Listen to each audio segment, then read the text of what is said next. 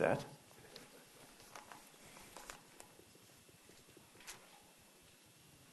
All right, ladies and gentlemen, well, welcome to the Stimson Center. My name is Brian Finley. I'm the president and CEO here at Stimson.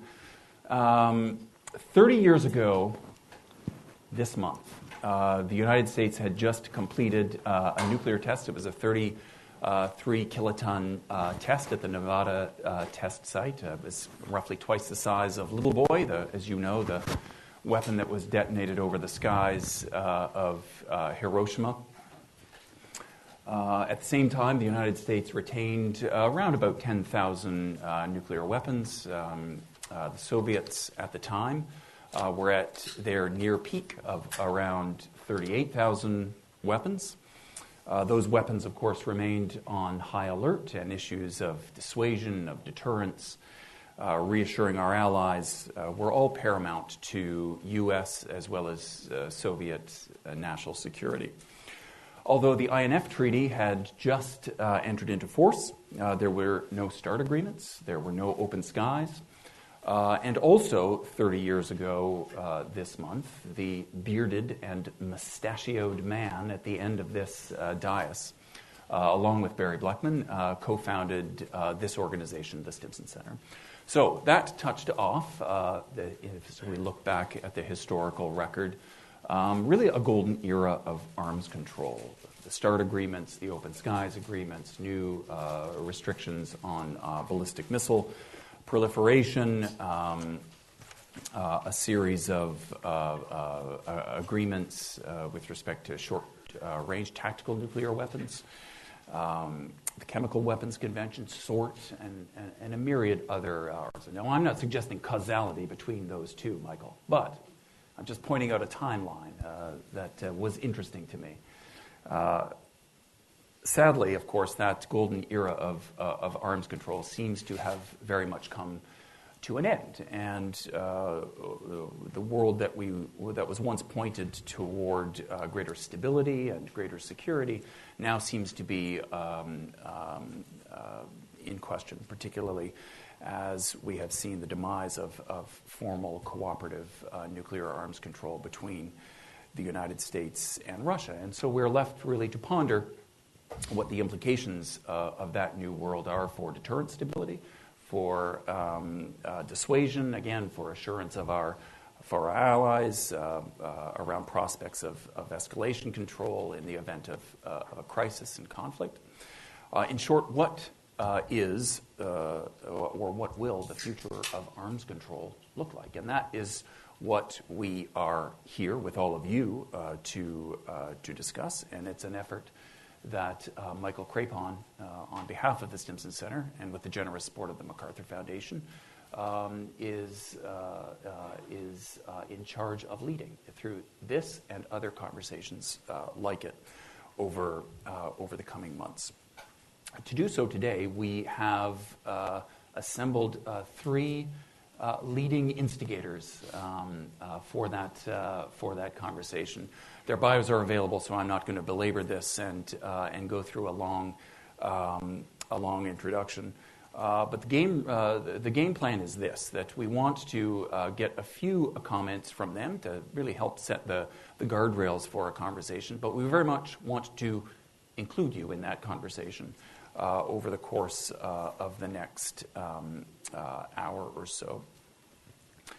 But Mort, I'd like to start with you, if I may, and have you get the conversation started. The one and only Mort Halperin, of course, was really present at the creation back in the early 1960s when the big thinkers gathered to conceive of the practice of arms control. He then went into the administration, working for LBJ, to actually get that practice started.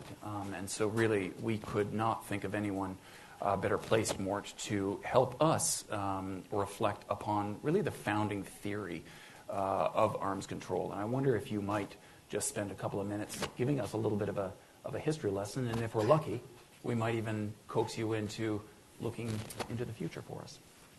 Okay. Well, it's a pleasure to be here.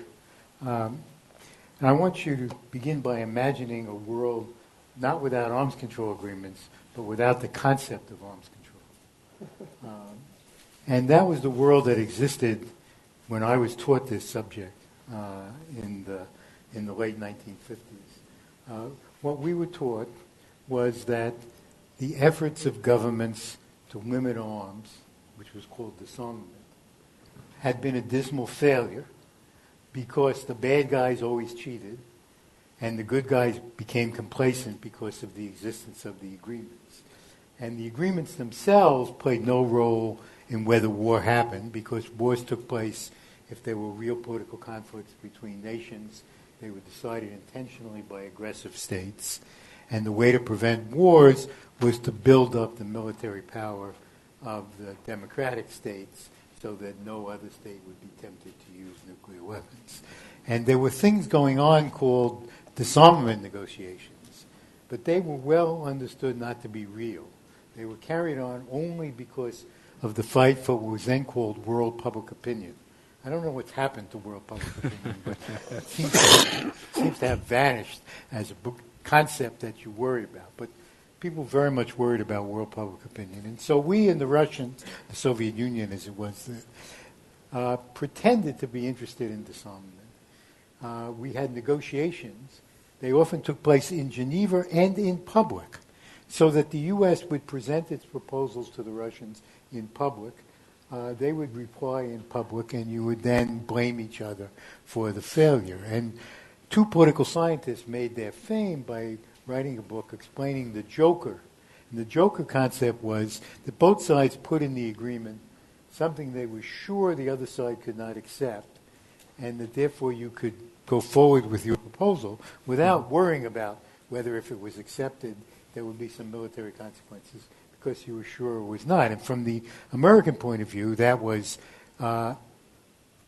verified agreements, which meant internationally agreed access any place, any time. And everybody was very confident that the Soviet Union would not accept this. In the late 1950s, a new concept called arms control began to be developed, and it was driven, I think, by the technology. It was driven by a growing perception, mostly inside the government, and at places like the RAND Corporation, which had access to what was going on in the classified process. The fear that surprise attack, the danger of surprise attack was growing because there was a growing advantage to striking first. And people began to worry about what Tom Schelling called the reciprocal fear of surprise attack. And to ask the question, could we reach agreements with the Soviet Union that would reduce the risk of a war that neither side wanted, while recognizing that that would not deal with intentional military conflicts, which still had to be dealt with by having the appropriate military forces and the readiness to use them. But the notion was that some conflicts started. World War I then became cited as an example. And in any case, it was easy to conceive with the current configuration of small numbers of bombers on small number of bases, the development of ballistic missiles, that both sides would conclude that striking first produced an enormous advantage, and then Schelling pointed out that these two calculations would interact with each other, and knowing that you know that I know that you know that which of us strikes first will be enormously important, there would be a temptation on both sides to fear that they had to strike first. And so you began an intellectual process which was centered at Harvard in the early 1960s, at the RAND Corporation, and other places around the country, to develop what was an intellectual subject, an academic subject, if you want, called arms control, which was precisely based on this concept. And Tom Schelling and I did a little book called Strategy in Arms Control, which was one of the publications which captured this notion. The problem then was to translate it into actual government policy. And this took longer than I think people hoped, but less time than might be expected if you look at the history of ideas moving from academia into the government. A number of people came into the Kennedy administration committed to arms control. But it did not get very far and ended up focusing specifically on the test ban. And the test ban, while Don Brennan and I did an article trying to analyze its military implications, was mostly thought of as a health and propaganda exercise, more like traditional arms control. World public opinion demanded that we stop testing, particularly in the atmosphere, and eventually both countries agreed to a treaty which banned testing in the atmosphere, not because it was directly related to a specific arms control concept, but because it had the pressure of world public opinion behind it. But the movement towards actual arms control agreements carefully designed and negotiated for the purpose of reducing the risk of a war that neither side started, really happened in the mid to late 1960s, and it was a result of McNamara's desperate effort to prevent an ABM deployment. McNamara realized or believed that ABM, especially linked with MERV, could get us into a situation, as we had been in the earlier time, when there was an enormous advantage to striking first. And he was therefore determined to prevent an American ABM deployment. It became a political issue. There are, I've learned, 3 issues on which there is enormous political controversy in the United States, very partisan political controversy, and they are no first use,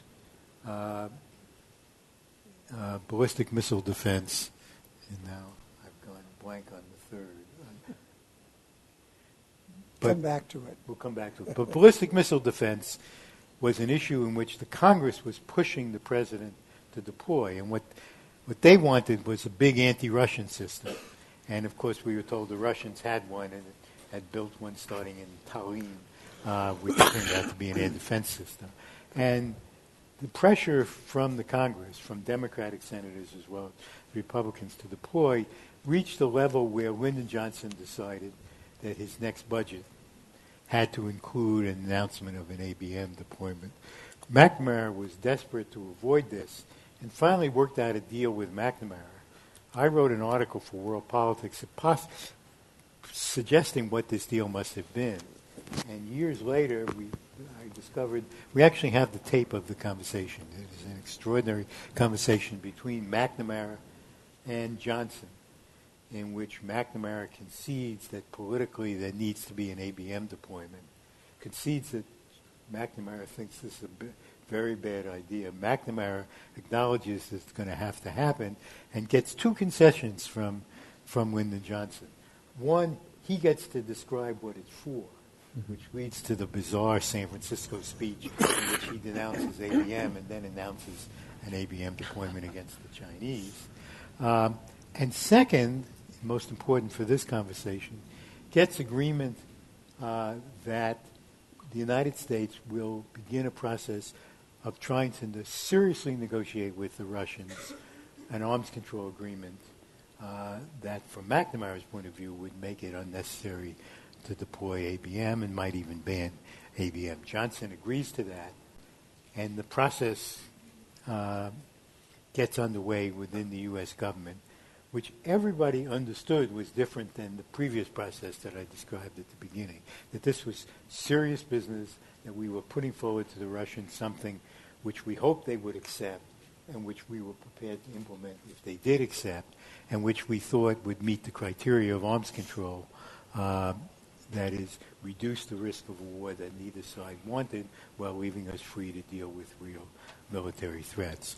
Let me just jump down to the present and say one sentence and then I'll stop. I think the parallel to that situation that we have now rests in the notion of prompt launch, in the fact that the United States continues to have a policy of prompt launch, which everybody understands to mean we will strike the Russian forces if we believe they have already left and are attacking us or are about to attack. And that, the knowledge by the Russians that we have a strategy of prompt launch creates, I think, the same reciprocal fear of surprise attack that we had before, and is, in my view, the most dangerous aspect of the nuclear situation by far, and one that we should try to deal with at least by reciprocal unilateral steps, if not by formal agreement.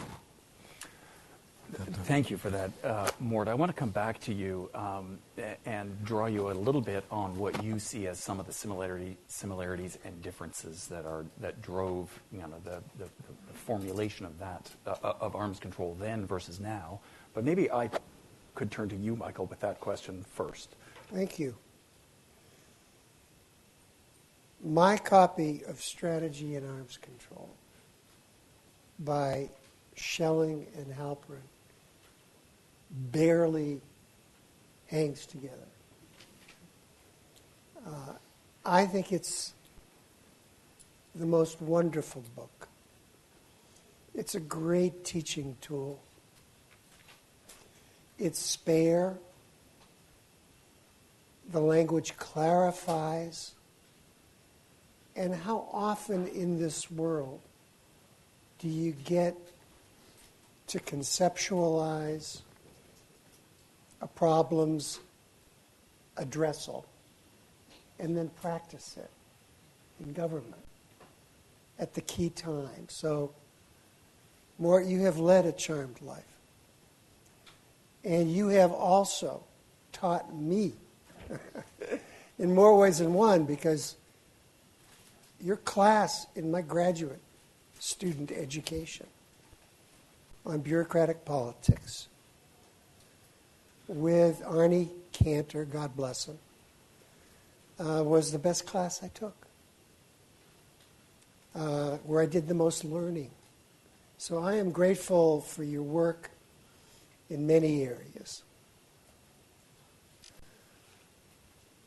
What you and the so-called Charles River gang, you got to bring MIT into this. It wasn't just the Harvard thing.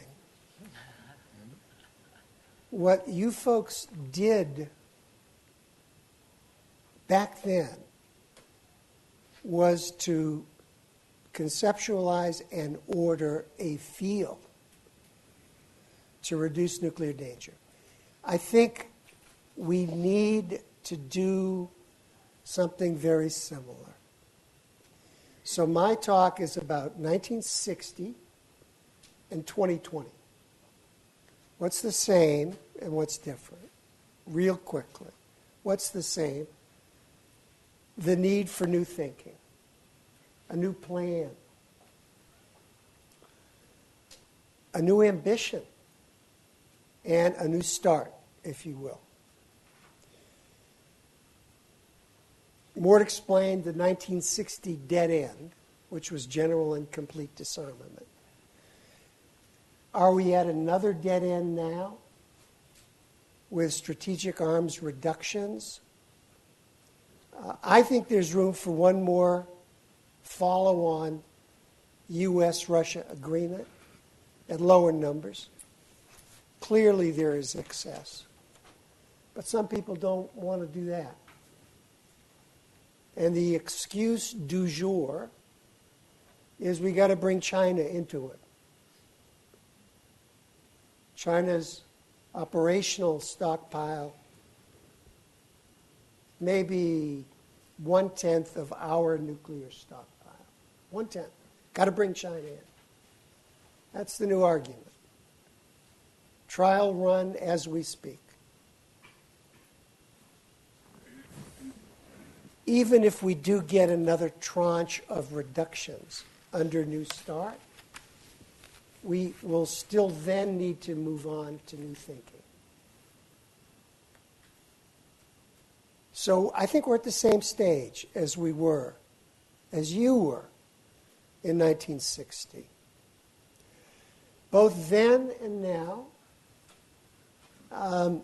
deep skepticism. Deep skepticism.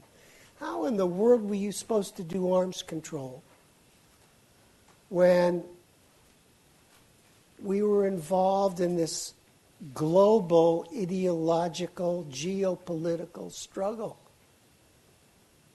How are you supposed to do that? How are you supposed to do arms control when the leader of communist China, Red China, was a mass murderer who called the bomb a paper tiger and who was about to get one? How do you work that problem? We don't feel confident today either, for reasons I don't need to enumerate, but they are lesser reasons than they were in 1960. In both of these two periods, 1960, 2020, new technologies were creating significant problems, easily comprehensible problems. The new technologies back when this guy was having at it were way worse than they are now. ICBMs, SLBMs, submarines carrying these weapons, satellites, changing the character of warfare. Now, the new technologies today, I would argue, that matter most are silicone versus steel. Yeah, we're building new missiles and new ways to deliver warheads with steel. But we're talking about artificial intelligence, cyber warfare, ways to mess us up that are new and problematic. Not nearly as hard as back when this guy was working the problem. Brain power. I think that's a similarity. There was this amazing collection of people along the Charles River that worked this problem back in 1960. Some of them were in London, too, and in Rand, and they kind of came up with the same ideas. We have the brain power again today to work this problem. The brain power is less credentialed than it was back then. It's more diffuse, but it exists. I think the Stanton Fellowships, to give a shout out to the Stanton Foundation, has created a new cadre of brain power that we can apply to this problem, as well as NGOs like Stimson are trying to apply themselves to the problem. Back in his day, in Mort's day, these folks gathered for a summer study from which amazing things happened. Books happened. We could use another summer study. The gathering of Stanton Fellows, maybe, to apply themselves to this problem. What's different? 1960, 2020. The Republican Party is different. I could list names that just a few of you will recall, who were of the international wing of the Republican Party. And they supported this work. And without them, it wouldn't have happened. This wing is gone. The Republican Party now in Washington reminds me of the Republican Party of 1930, in the 30s, except the chairman of the Foreign Relations Committee is not an Idaho senator named Bora. It's an Idaho senator named Rich. But they think quite a lot alike. The absence of presidential candidates to run with this agenda. They were there in 1960. They're not now. There are other problems that appear to be even more presidential than the nuclear threat. But back in 1960, if you wanted to be a viable presidential candidate, you had to champion a nuclear threat reduction agenda. Now it's more like an environmental threat reduction agenda. And we have to fight for space there. The absence of heavy hitters in the Senate, the absence of establishmentarian types who believed in this agenda, led by a guy named John J. McCloy, who could gather all these Republican-minded folk, card-carrying Republicans, to work the problem. It's gone. It's gone. The establishment is gone. So the situation is the same, and it's different. The big difference for me is that it's harder to do domestically now than it was when Mort and Tom Schelling and all of these amazing people conceived of the problem. So we have a new conceptualization problem. What do we want? And what do we call it?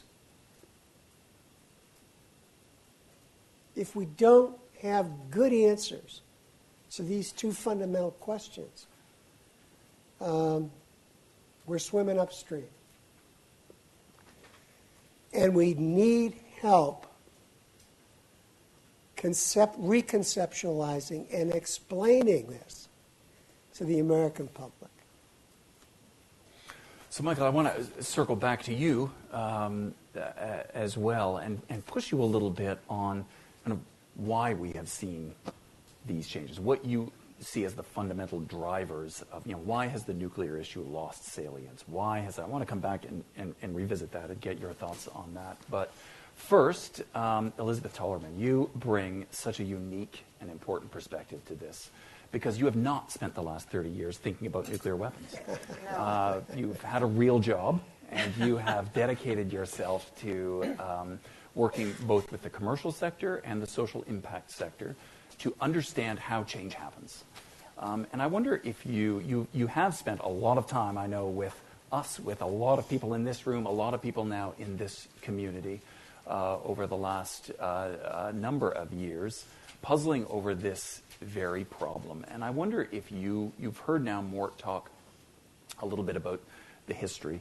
You've heard Michael reflect on the vision, on where we need to go. Help us bridge this gap. Help us define what that theory of change has to look like for this community if, in fact, we are to resurrect or redefine arms control moving forward. Okay, so if you'll permit me, I'd like you all for just a moment to consider the snake. The snake. So you might walk down Massachusetts Avenue every day on your way to work, and you are aware of the snake's existence. You don't wonder much about snakes here in D.C. You don't ask a lot of questions about snakes. You know it exists. The snake is an existential threat. But if I snap my fingers and we all go together right now to the base of the Grand Canyon, and we've got a guide with us, and we're ready to take a hike, inevitably in a room this large, in a group this large, somebody's going to say, "Excuse me, are there snakes in the Grand Canyon?" Yes. And then there'll be another question. Will we encounter them? Yes. And there'll be another question. Are they poisonous? Yes. Does anyone have a kit in case we get bit? Yes. Will it be effective? And the questions will keep coming. Because snakes, when we're in the Grand Canyon, are proximate threats. So as I sit here and listen, what I know for all of you is that nuclear weapons are a proximate threat. You think about them day in and day out. You think about the nuances of them. You understand the complexities. What I can promise you is that changing policy, especially in an election year, or in an election cycle, is that social norms and normative values create the pressure to get dialogue going and questions asked. And the issue that we're grappling with, as Daniel Kahneman said, another behavioral scientist, existential issues are a problem that the mind cannot or does not want to deal with. But we are faced every single day with proximate issues. Until we make nuclear a proximate threat, and Mort proved to us this just a minute ago, until atmospheric testing showed up in evidence in baby teeth, in Kodak's film. It was a proximate threat to business, which was going to put pretty big pressure on the government. It was a proximate threat to mothers. It was a proximate threat because it became about health, not about policies, not about something that exists that may or may never be deployed, but about me and my community.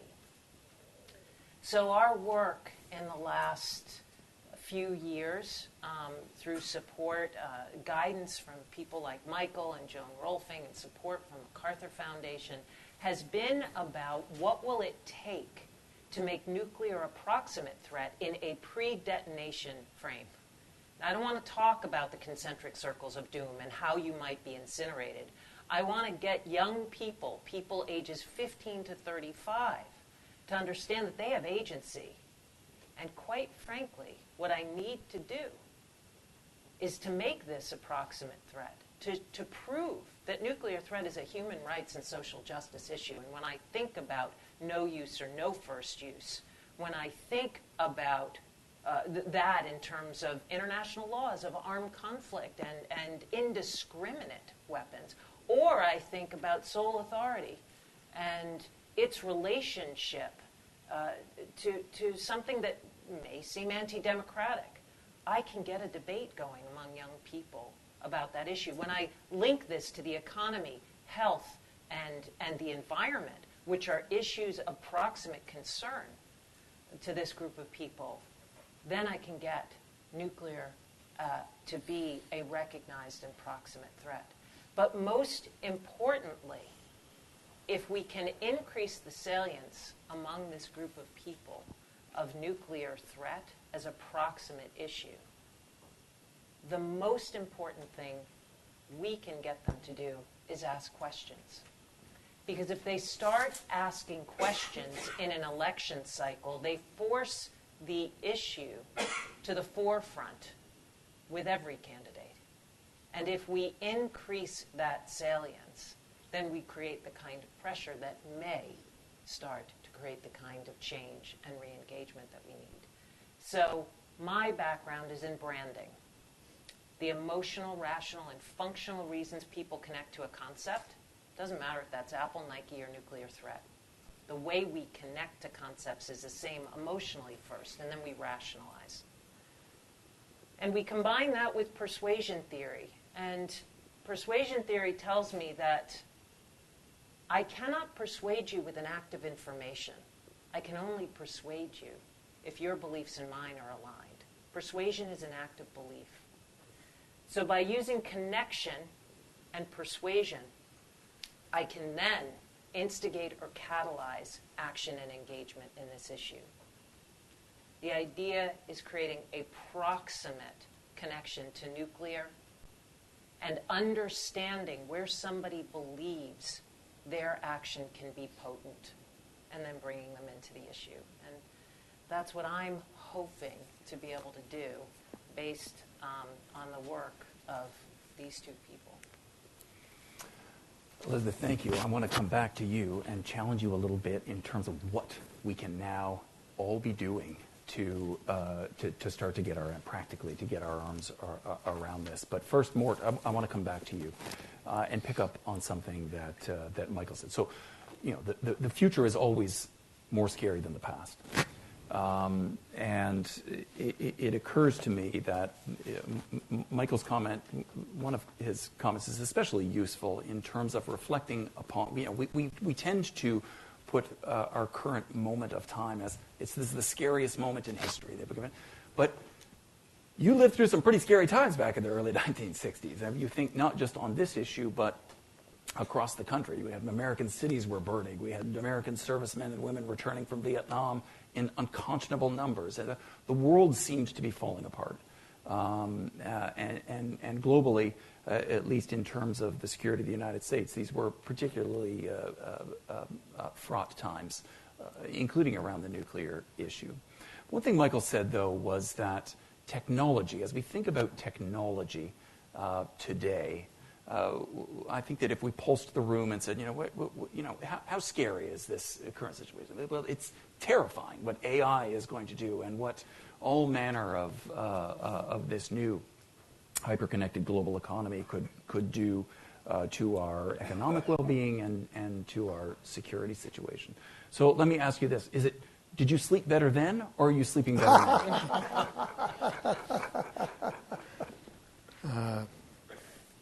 I think that probably is affected by lots of things other than nuclear policy.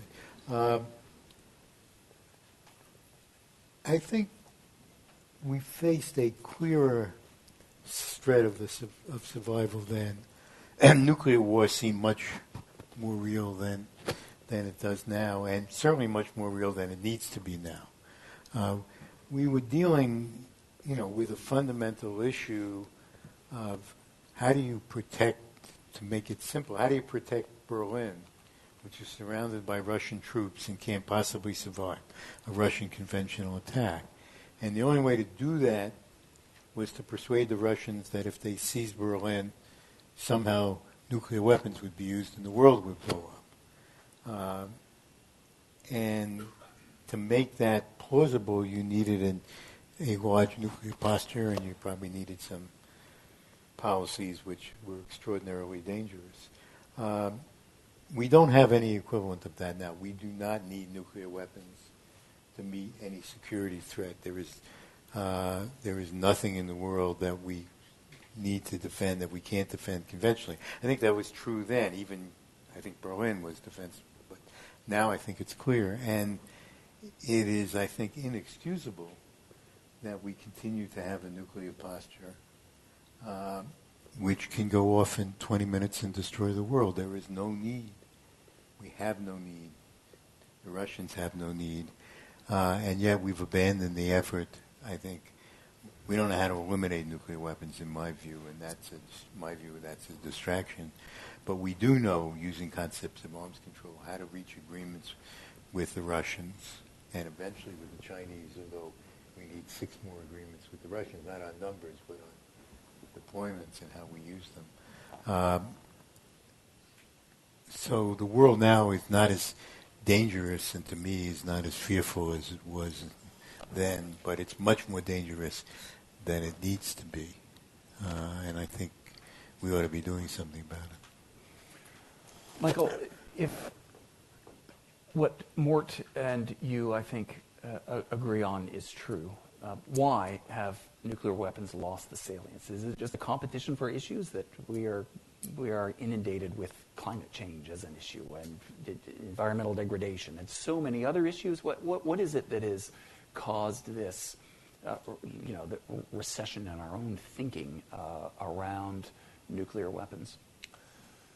Some behavioral psychologist, Elizabeth, help me out, has conceived of a precept that human beings have a finite pool of worry. Worry. And so the nuclear issue has to compete with a lot of other things. And we are now looking at nuclear weapon detonation type effects minus the radiation as a result of fierce climate. Every season. So that's one reason. The Cold War ended. That's another reason. 9/11 happened. And I think of a parallel and distinction construct between Pearl Harbor and 9/11. It's helped me in writing a book I'm writing about the rise and demise of nuclear arms control. After Pearl Harbor, President Truman expressly, well, maybe privately, no, even expressly, he said this publicly, and he said it in his farewell address.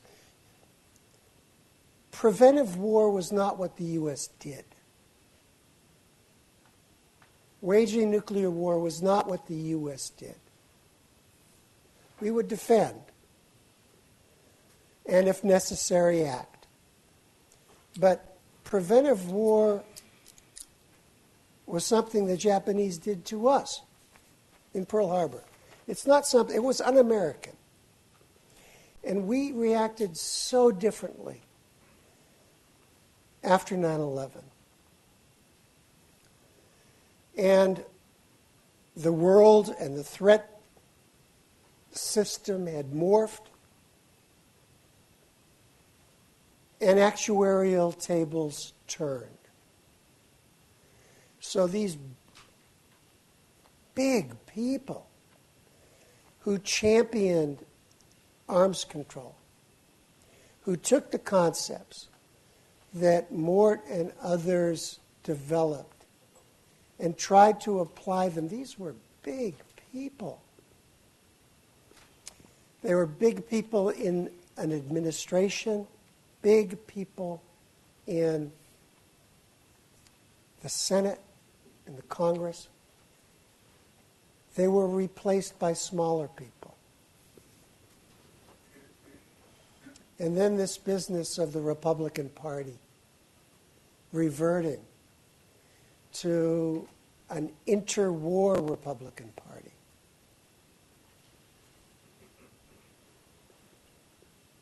We cannot do this business on a partisan basis. We have never succeeded in this work on a partisan basis. The reason why we named, one of the reasons why we named this place for this guy, he was a Republican, internationalist, worked for presidents regardless of party. That kind of attitude, that's why we named this place. A problem-solving attitude that relied on diplomacy with strong military backup. That's what we're missing. So, Elizabeth, I want to invite the audience into this conversation. But before we do that, I want you to help us. These two fellows are going to be around forever. But the rest of us in the arms control community are not going to be around forever. And so in many ways, you're doing the Lord's work in trying to inculcate the next generation to roll up their sleeves, to realize that this issue matters, and to do something about it. And so I wonder if you could give us some advice, some practical advice on two fronts. One, what can we, not just we on this stage, but we in this room, do to support that work and those objectives? And equally importantly, what are the one or two most important things in your view that we as a community that cares deeply about this issue can and should be doing to begin to rectify some of the challenges that Mort and Michael have well described? I wish I had the right answers, but I'm crafting them with many people in this audience. One of the things that I learned from Jack Brosnan, who's in the audience, is that you don't reach Congress people and senators, you reach their aides. And their aides are, in many cases, the age of the group of people I tend to call Generation Possible. These are people who are going to put a dent in the world, for whom the word no is simply an excuse for more information, who see a long trajectory and see the world as an optimistic place. They see their own place in it optimistically. They've got a future. They've got a career to craft. They've got people to marry and children to have and grandchildren to have, which means the world's not going to end tomorrow. So why I would drop a uranium, a baseball size of uranium in a circle and tell them how they're going to incinerate won't help. Danger and scare tactics shut people down from action. They believe then that something's inevitable. There are two triggers that we need to understand, one irrational and one emotional. The emotional trigger is indignation. This is not fair. This is not right. This is unjust. What things do we have to posit that make us feel that way? Because we fight like heck when that happens. Another thing that our research brought up is this is never about me. And this is not about the whole world. This is about my community, my family, my children. I get most indignant if you're going to hurt my friend sitting next to me. I'm going to come out swinging. It's human nature to be protective and to protect the generative. This goes back to ancient Greek mythology. So we need to invoke indignation in this group, not inevitability. And the second thing, which is much more rational, is immediacy. What we hear all the time is it hasn't happened for 70 years. It's really a theoretical threat. And don't worry, deterrence works. And what we know is maybe in another time with state actors that were rational. I'm not sure we have state actors that are rational anymore. Well, I'm quite sure we don't. And I'm also quite sure that it's not just state actors that may take action. And so the notion of immediacy or proximity is vital. And again, that doesn't mean you do it in a way that scares or frightens people or says danger, danger, danger. It says, I invite innovative thinking. You bring fresh ways of thinking about this issue. You are the most inventive generation we've ever seen. This is startup culture. I think this community, if my own entry 3.5 years ago is any indication, still has some holdover about being credentialed in a particular way. I have sharp elbows and a thick skin, so I'm doing okay. But I pick up pieces of other people who said, but I tried to get in. They don't want to hear from me. And I think we're leaving great ideas out of the discussion by doing that. So those are the most pragmatic pieces of advice I can share. Thank you for that. So let's turn it over to you all, and would welcome your questions and comments. And just for the benefit of my colleagues here on the dais, if you could just introduce yourself and tell us where you're from. Not physically where you're from, but you get the idea. We'd welcome your thoughts. Ma'am. Thank you for this terrific panel. Diane Perlman. I'm at the School for Conflict Analysis and Resolution at George Mason, but in 2 weeks I'll be at the UN at the NPT bringing in 3 groups, Transcend, Conflict Transformation International, Psychologists for Social Responsibility, and Mediators Beyond Borders. And I'm trying to bring in actually a new way of thinking, which using the term the second order change, which is first order change is like arms control, dealing with the symptom, the ban treaty, all of the humanitarian consequences. Second order change is dealing with the underlying conflict, the relationship, what's the conflict about, what do the parties want, tension reduction. But you're talking about the 60s and the 20s. I'd like to bring in the 80s, which is when I had my awakening, and in 1981 with PSR, Physicians for Social Responsibility, and in 83 I became a speaker on the psychology of the arms race and conflict resolution. So there's some great thinking. I just want to mention a few people. One is Robert J. Lifton, and he also mentioned psychic numbing, and you mentioned like Kahneman's thought. And Lifton said it's beyond psychology, and it impairs our ability to confront life and death. Also, Mark Deutsch, who talked about the spiral of malignant, hostile interactions. Jerome Frank, Image of the Enemy. Charles Osgood Grit, you mentioned about unilateral tension reduction. So, I mean, there's a huge body of really sound work that's still relevant, but I think, the new thinking, or one thing we're talking about, is like, how do we deal with the underlying conflicts? How do we reduce tension and the need? And then also the vested interests in the defense contractors that are the manipulation of fear and the... Question. Yes, comment on that. Thoughts? There's a huge body of work I have yet to even dive into. Thank you. Mr. Platt. Alan Platt. I teach a course at Johns Hopkins SAIS. I spent some time on arms control in my career. Lived through both the 60s and 70s. I was struck by your saying, in order to make this proximate, we don't want to scare people. I'm not in favor of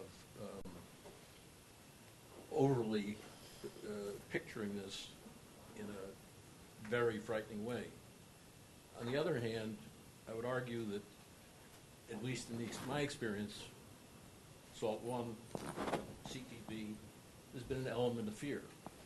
And I was struck by the fact when this administration came in and President Trump had his dialogue with the leader of North Korea, that we were moving into a relatively scary, potentially precarious situation. I was a little surprised that, frankly, interest groups, the press, didn't really pick up on that piece, because we can make arguments about what's a good or a bad time to pursue some of the ideas that Mort and Michael have put out, but the fact is it does depend on leadership. It also depends, and presumably you're working on kind of creating an environment where it's going to be fertile. But I would argue, and I would say I was a little surprised of how you think about making this issue proximate.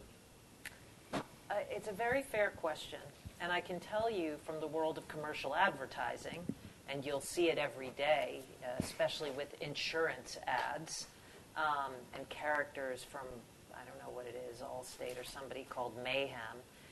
Fear gets our attention. Once it gets our attention, we have an intention to act that we don't act on. We should do this and we should do that, but we don't. But we do get afraid. Indignation gets us to act. So my conundrum has been not how to get attention. I think the issue does a very good job of getting attention. When things heat up, people pay attention, but they don't know what to do. They don't know how to act. There are two things that I would want to have happen. I would like people, and I think this was happening in the 60s, to believe this is utterly unjust. I think after John Hersey wrote Hiroshima, we understood in a very clear way the injustice. And there was a great deal of activity. I think going back to the 80s and the freeze movement, I went with my parents to that. There was a great sense of injustice, and enough is enough already. It was a simple concept. But if I wave a snake in your face, I don't know that you can do anything other than get paralyzed, deer in the headlights. If I let you know that snakes exist and give you room or tell you more about this, you can make considered decisions. So I'm trying to balance the two. I don't have all the answers, but I do know in my commercial practice, using fear gets attention, but we get a depressed response rate. We get depressed conversions. We don't get enough money from people. So I'm just porting over what I know from the commercial world and saying, I think I can use that here. Mort, take us back to 20-year-old indignant Mort Halperin sitting on the banks of the Charles River. Can you give us some instructive, what was motivating your and your colleagues' thinking at the time? Well, I think everyone probably had a different combination of things. But a lot of it was frankly intellectual. This was an interesting and exciting idea, and a new idea, and it had interesting ramifications to work out, and important consequences in the world if you could persuade people to take it seriously. But I think even short of that, it was just intellectually exciting, and I think that was probably as important as anything in bringing people to the table. So, there are parallels, right? I think between what you're saying, Elizabeth. Melanie. Hi, thanks. I'm Melanie Sisson from here at the Stimson Center, so thank you for joining us today. I really appreciate your comments so far. I have a question that I think pulls on a number of threads that you've each brought into the discussion. Really, in particular, the similarities and differences between the 60s and today, for example. In the 60s, one of the Charles River gang, a gentleman named Paul Doty, was instrumental in founding something called the Belfer Center for Science and International Affairs at the Kennedy School of Government at Harvard. And the intention there was to bring individuals who understood deeply the science behind the technologies and weapon systems that were being generated, and also put that together with an understanding, knowledge, familiarity, and interest in public policy, right? So this idea of being able to merge an understanding of these technical issues with what it would mean to translate that into practice in policy. And I'm curious, not as a means of credentialing so much, but as that sort of knowledge and skill generation component, do we have adequate structures today that do that for this next generation of disruptive technologies, artificial intelligence being the sort of big du jour question mark there? Thanks.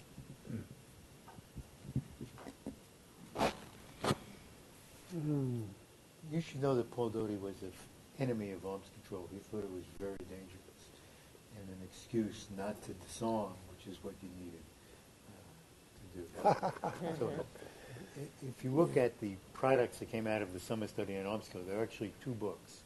There was a book on arms control and there was a book on disarmament. And the disarmament, those people characterized the arms control as people who wanted 1,000 missiles rather than 100. And they wanted 100 rather than 1,000. But in my view, there was no theory behind what they wanted. The problem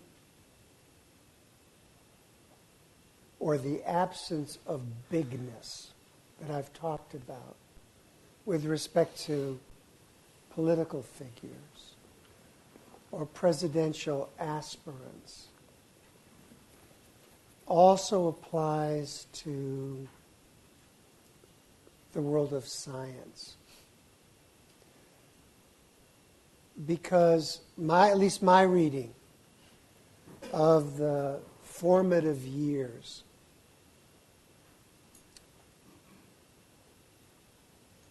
the most, maybe not the most influential, but hugely influential figures were presidential science advisors.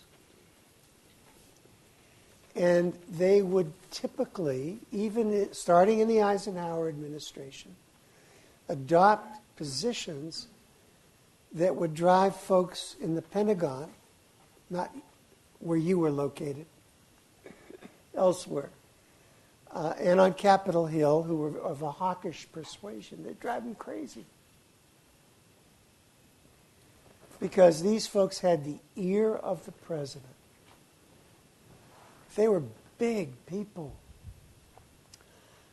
And I don't think they've been replaced in this field, as regrettably has been the case in other professions.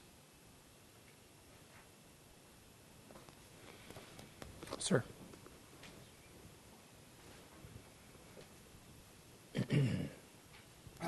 Marvin Weinbaum, the Middle East Institute.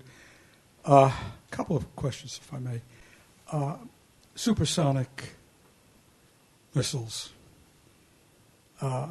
Does this change the equation?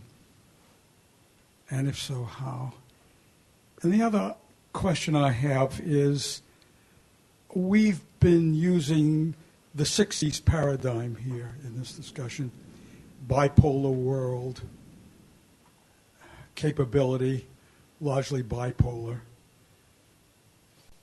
But Michael has spent the good part of the last 30 years alerting us to the fact that it's gotten that much more complicated here. And it's not just India, Pakistan itself, because we recognize that a full-fledged exchange between them has global implications. So are we beyond then that paradigm? And I'll leave it at that. Mm-hmm.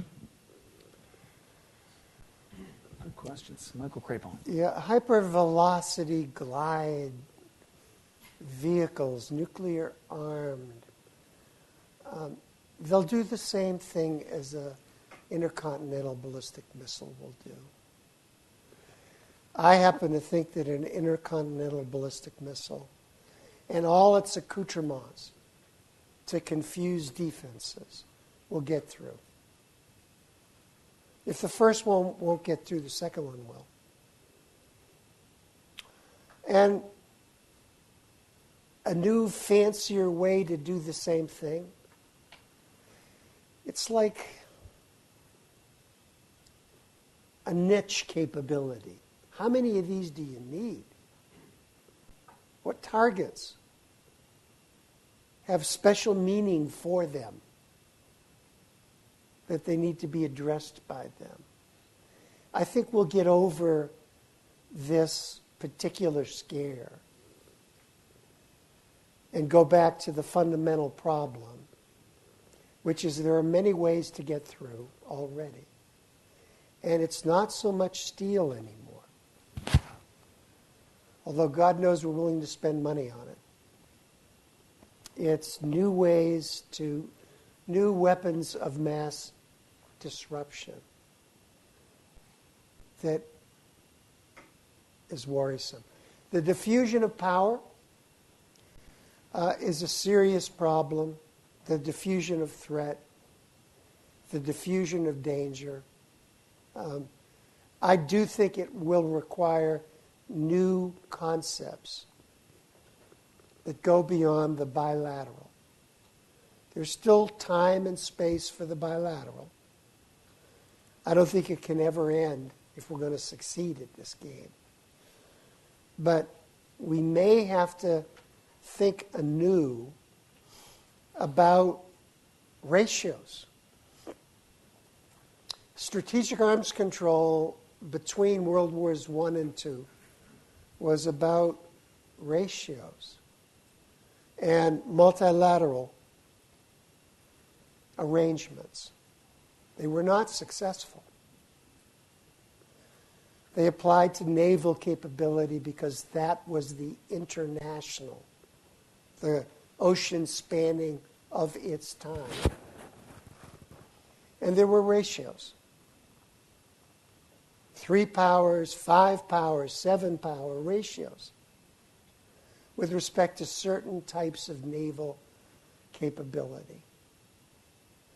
It failed because two powers, a European power and an Asian power, were completely dissatisfied with the status quo and were intent on changing it radically by use of force. So no arms control regime can sustain or survive that. I don't think that's the case today. I don't think Russia and China are intent on changing maps radically by use of military force. We have to protect against that, and that costs money. I'm fine with that. I think you need to protect against it with usable instruments of military power, as well as having this nuclear thing on the side. I don't think Germany and Japan in the 1930s equal Russia and China today, and therefore it will be possible at some point to conceive of a complicated arrangement that may involve ratios. That's part of the new thinking we need to do now. I will grant you. Mort Halperin. So I think nonproliferation is an equally important subject for arms control. And surprisingly, the practice developed before the theory developed. We really don't have a good theory of why is the NPT a good thing, what does it accomplish, how does it help states avoid things they don't want. My own view is that most leaders of countries understood that nuclear weapons were a bad thing and didn't want them, but they needed help from the international community to avoid developing them. And they needed two things. One is an international norm that they could appeal to people in their country to adhere to, which is that you don't get nuclear weapons. And the other is some confidence and certainty that their neighbors were not going to get nuclear weapons. And I actually think that the network of non-nuclear weapons-free zones has turned out to be, in my view, as important, maybe more important than the NPT itself in creating a much more successful outcome. Nobody would have bet in 1960 that there would be less than 10 nuclear weapon states, and that there would not be a nuclear weapon used in that whole time by one of those states. India and Pakistan, I think, are in many ways parallel to the Soviet Americans or Russian American situation, and a lot of people have worked on the question of how to get them to think about the arms control approach to their bilateral nuclear situation. Mark, can I ask you to return to the first half of his question around hypersonic or advanced technology and the application in the nuclear space? Is Michael Crapon right? Is Michael Crapon right, or are we going to see fundamental disruptions to the current rules of the game? And then, Elizabeth, to you, in a similar vein, could we potentially benefit from talk around the application of these advanced technologies in the nuclear space, and could that drive this sort of indignant thinking among the next generation that may actually redound to the benefit of arms control? More. I don't think these new weapons make any difference. In my view, the only threat of the use of nuclear weapons by either Russia or the United States is a purely accidental use, which is possible because the weapons are still on here trigger, ready to be fired. And if the system went wrong, they would fire. And second is what I talked about before, is both countries, but especially the United States, have a policy of prompt launch, which is a policy that says somehow we can't, even though we built a system designed to survive a Soviet or Russian attack and then decide what to do, we still don't rely on it. We still rely on deterring the Russians by giving them the fear that before their missiles land, we will fire ours back at them, as if that saves the planet either way. It has no effect. The planet doesn't survive a large Russian attack, whether we fire in advance of it or wait till it lands. So we need to change that planning, and that's much more important than any particular new weapon system. So, switching the lens to answer the question, if I view my job as making sure messages land to bring the next generation of thinkers into the field, or new generations, broaden the field, to bring new funding, more funders into the field, and to bring people to the issue, to create the social pressure and change norms so that more people are paying attention to the field. I think there's something that Michael said, one small switch in the language that does get to the issue of indignation. I might think, were I not inside the community now, that a weapon of mass destruction is just an inevitability. And what's inevitable, I have to shrug my shoulders and I go about my business. I can't change that. Mm-hmm. But a weapon of mass disruption? Wait a minute. I can prevent a disruption. I can put my hands up, right? A disruption's going to be painful, but I won't be white dust. I might get involved in that. And I do think whether we're talking about AI or AI launching a weapon or the new class of weapons, we are talking about weapons of mass disruption, and that begins to invite a different conversation. And it does trigger immediacy and indignation because disruption is proximate. I understand disruption. I don't like it. It's something that I have to solve on a daily basis. Is the leap really going to be that hard for me to make if I want? So I don't mean to belittle the intellectual rigor of and the importance of what's happening inside the community, but that small piece of language may be the invitation we need to bring more attention, more salience to the issue. Sir. And then we'll go to you as well. This is a question for you, and also for my friend Michael. I'm Peter Husey with the Air Force Association. Where in the Obama administration nuclear posture review is there a policy description that says our policy is to launch on warning? Or let's say the 1994 Clinton administration nuclear posture review. I exclude Bush 43. I exclude the 2018 nuclear posture review. So just take the two that I think you're quite familiar with. Yes. The two Democratic administrations since the end of the Cold War. It's there in the absence of taking it away. That is, they knew, because I and other people told them, the President of the United States, which is a continuing phenomenon, has ordered you to be prepared for prompt launch. And the military have taken that seriously. The satchel that's carried around is a symbol of that. It was understood and still is that if nuclear weapons are if the military and the intelligence community come to believe the Russian missiles have fired, that they will tell the president, and then he has 10 minutes to tell them whether to launch or not.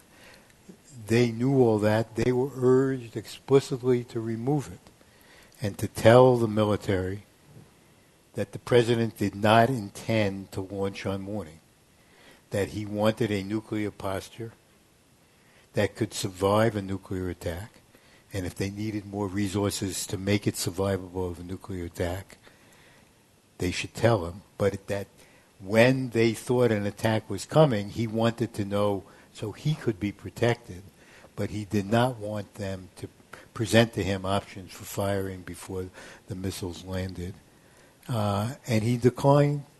Obama did not do that. Whether it actually got to him personally or only to his staff, I don't know, but it was debated within the administration, and the president did not do it. So everybody in the system understood there was still a, quote, presidential requirement for launch on warning.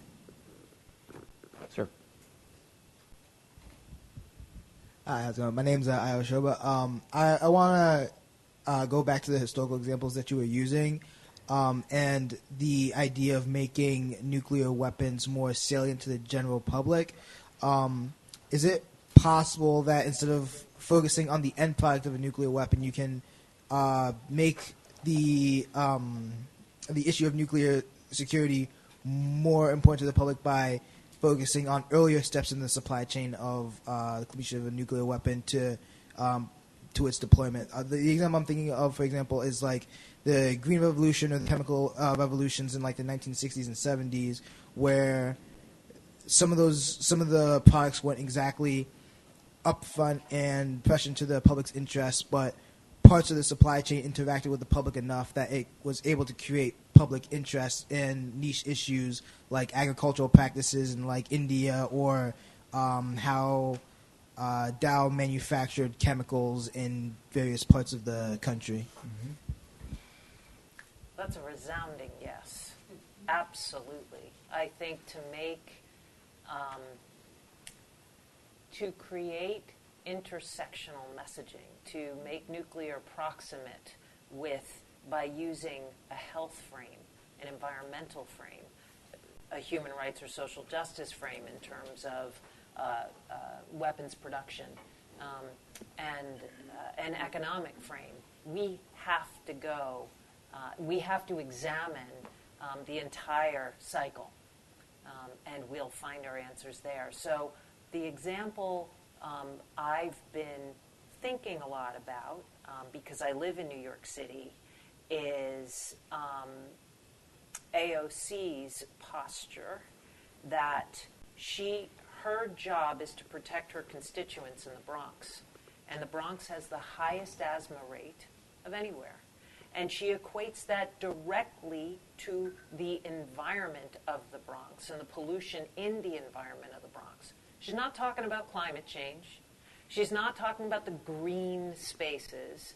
She's talking about asthma, a very proximate concern to the parents and its relationship to the environment in which their kids are being brought up in. And she's creating proximity to the issue of environment and ultimately climate change to create a grounding of some of her suggestions. I'm not legitimizing Green New Deal. I'm not talking about whether that's working, but I can tell you that looking across the spectrum of nuclear weapons, from how they're produced to innovation in policy, to their connection to cyber, should all be considered when we're looking at framing the messages and figuring out the constituencies and the populations that are going to interact with those messages. So if I'm messaging mothers, what am I going to talk about? If I'm messaging congressional aides, what am I going to talk about? If they're conservative versus progressive congressional aides, how do I separate that message? And I think on Thursday, tomorrow, Jack's going to be part of a group with us that's going to start creating those messaging points, because we'll be able to read out, here's what the research tells us, whether it's heritage, age-related, ideologically related. We can give you that, but we need experts to help us understand what the messages then need to be. But thank you for bringing that up. Sir, we've got time for a couple more, so we may take a couple of these together if we can. Simultaneously. No, not simultaneously. So we'll go here and then to the back. My name is Walt Slocum. Morton and I were colleagues and friends for a long time. I used to be in the Defense Department. With all due respect, I think a successful engagement of the public and of the political leadership is going to be very difficult unless there is a program of actual concrete things to do about it. To contrast with climate change, there are things we should do. And I think your enterprise will make a big mistake if it focuses entirely on convincing people of a proposition that nobody seriously disputes, which is that nuclear war would be a very bad thing, and focus much more heavily on what can actually be done to reduce the risk. And I think also there is a real danger in discussion of nuclear arms control of being immensely apolitical. The Washington Naval Treaties were a brilliant success for 15 years because the political context in which they were agreed was viable.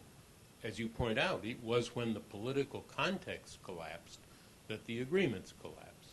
And I think the problem now is that the political context, especially with the Russians and to a much less degree with the Chinese, has changed in ways that require that there be proposals to act that actually have some realistic chance of being accepted. Some of the things that Mort has proposed over the years about prompt launch, which I think is actually launch under attack, not launch on warning, but that's a different issue. I think that the community that is trying to promote this issue needs to focus on the fact that there is a political problem, that the only realistic way in which nuclear weapons will ever be used deliberately is growing out of a conventional war, so there is an importance to figuring out how to deal with conventional war, not simply with nuclear war. And then specific actions that might conceivably be negotiated.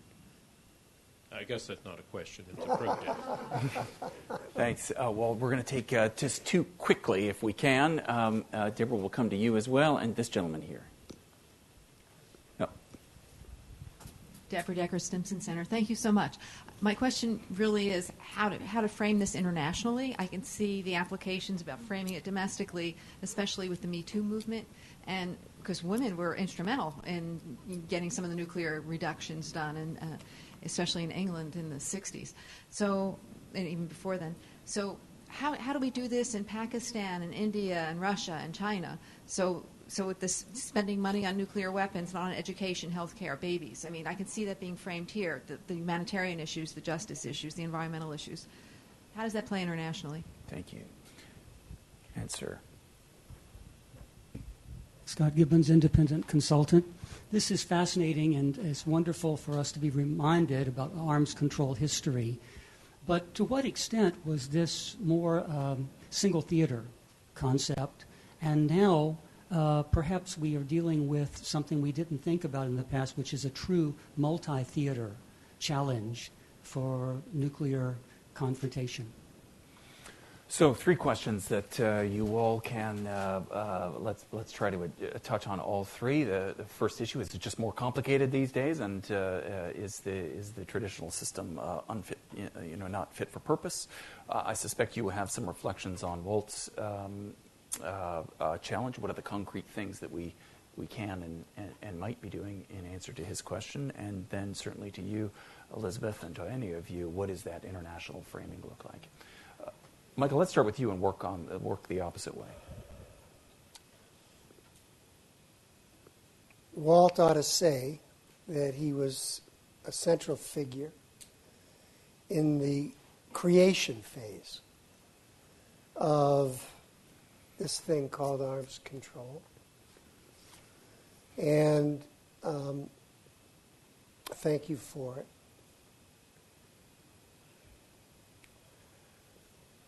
The challenges that are posed by Russia today are serious. China, I believe, even more so. And we have diplomatic, military, and alliance means, I think, to cope with them, if we do it right. The nuclear side, deterrence matters, but these are not instruments that help us when they're used. So we need the other things and we need to use them properly. But these problems with Russia especially pale in comparison with the problems of the Soviet Union. So this is hard work, but it's not impossible work because we've succeeded at it before. And we can succeed at it again. I was asked by an unnamed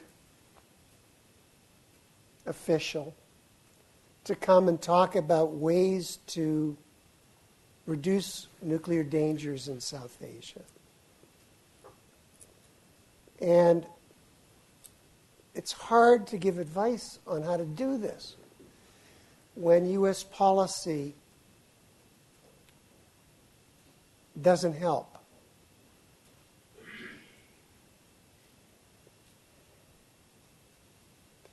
It's hard to get New Delhi and Islamabad to nudge them to have their own kind of joint Reagan-Gorbachev statement that a nuclear war can't be won, should not be fought. That would be helpful in South Asia. When you're stuck in the particulars, sometimes if you kick something up to the declaratory level, you have some room to maneuver. But the United States government doesn't like the idea of a joint Reagan-Gorbachev-like statement at the level of the permanent 5 members of the Security Council. That's not an option for us in South Asia then.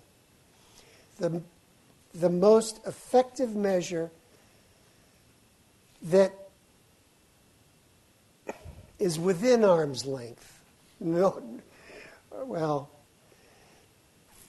if you want to stop a nuclear arms competition, how do you do that? Nuclear testing. India, Pakistan, China have work to do there. And if the United States were somehow in some other world willing to, a Republican president, willing to convince Republican senators to consent to ratify the Comprehensive Test Ban Treaty, you could conceive of cascade effects: Beijing, then New Delhi, then Islamabad. Amazing payoff. Not in play. Not in play. That's something we could do. We're not going to do it. Fissile material production is the other building block of an arms competition. And India and Pakistan they are just, you ain't seen nothing yet where they're headed.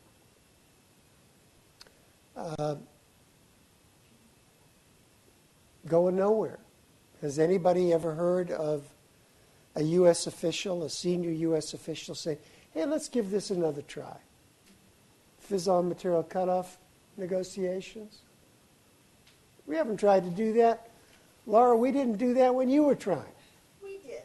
And as a matter of fact, when we talk about the challenges and the difficulty of this administration, I think about some of the things we tried to do, which was to broaden the discussion and bring in India and Pakistan.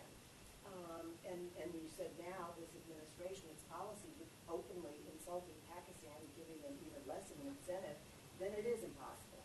But we honestly did try very hard. And I believe you. I believe you. But you've been out of government for a bit. And it's worth giving that another try, I think. Thank you, Michael. Elizabeth Toller. Addressing how to engage internationally. We do a lot of international work in our practice, and I've never been able to solve the problem of creating demand for immunization in Southeast Africa from my desk in Brooklyn. It doesn't work so well at arm's length. What does work well is prototyping frameworks here in the United States ahead of time where we have some resource, and then getting into Malawi or Zimbabwe, getting into Bhutan, and then taking those prototypes, working with the nationals, subnationals, and even the frontline health ministries and figuring out with them how to adjust. I can't tell anybody how to message in Pakistan and India where the threat is proximate. I can bring the principles we've learned that I do believe are fundamental, basic, simple human ambition-based kinds of prototypes and frameworks, and bring them in to a location, and then work with people in that location. And in my field, we call it human-centered or participatory design. So we would be designing messages in the location with the population as opposed to for a population. And that's the way we'd work it. Thank you, Elizabeth. Mort Halperin, give us some inspiration. Okay. So the 3 red lines are no first use, ABM, and the test ban treaty. And it goes back to Michael's point about understanding what is politically possible in the United States. We can lament the fact we had a world in which Republicans as well as Democrats supported the notion of negotiating, even when the situation was much worse than it was now. I mean, our view of the Soviet Union and the reality of the Soviet Union when we started this process, and the whole principle was you do this even with countries that you have a deep hostility towards. But I think we now have to face the reality of where we are, which is if we're going to make progress in American policy on this issue, you have to do things that either don't require congressional support or if they do require it, is something the Congress will be willing to do. And one thing I think we ought to do is turn back on the Republicans, the deal that the Obama administration made with the Congress on the New START treaty and in return for the modernization of the strategic forces, and say the modernization of the strategic forces, the agreement to do that depended on the belief that with the agreement, the modernization was not bad, but actually was good, which I actually believe. And to say to them, we won't do the modernization if you won't renew the treaty. Congress can enforce that. The budgets can't pass the Congress without Democratic cooperation. I think the Democrats should say now that this trade goes both ways, and force the Republicans to accept the renewal of the treaty because they care much more about the modernization than they do about the treaty. The second half of that is thinking about what is it that the president can do to reduce the risk of nuclear war that doesn't have such a tremendous political blowback or requires affirmative support of the Congress that you can't get. I was told once by an official of the Clinton administration that the speech line that he had that got the most applause was, "We have stopped targets in Russia with our nuclear strategic forces." And I said to him, well, think of how much applause you would get if you actually did that. And he was kind of startled because he thought somehow they had done it. But I mean, to give you one example, there was a lot of focus at the end of the Obama administration on whether to make a no first use policy. Well, apart from the rule that says don't in the 7.5 year think you're going to do something that you didn't have the courage to do for the first 7.5 years of your administration, it's the wrong line because it is one of the politically toxic things, as opposed to sole purpose. If you say the sole purpose for which we retain nuclear weapons is to deter others from using them, everybody yawns and says, isn't that our policy? Hasn't it always been our policy? If you say we will not use nuclear weapons first, you're promising your enemies something, and it's a threat to them, and it's politically, as the Obama administration found out when it consulted on that, politically toxic. Eliminating prompt use, saying not the possibility of it, not the capability for it, but just the president saying, I do not intend to fire on warning. I want a force that survives an attack, and then I will use it. I would say that would have zero political consequences. You could say, if you said it carefully, you could say that. We now need to think about, in a world in which we have a Democratic president, but the Congress is not going to change fundamentally on these questions. What is it that the president can do unilaterally, and what is it that the president can do unilaterally that doesn't have such terrible adverse consequences that his political people will tell him not to do it? My view is there's a big universe there that has not been looked at and which should be looked at. Mort, thank you for that. As I mentioned at the outset, this is one part of a much longer conversation that we have been having, and I know that Michael, who is leading this effort, would welcome your continued engagement both at public events like this and otherwise. We want to thank again the MacArthur Foundation for their generous support of this event today and for the series more generally, and I would invite you all to thank them and our panelists now.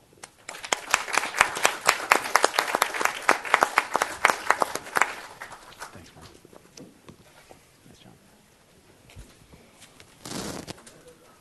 Walt, I'd love to interview you for this book project.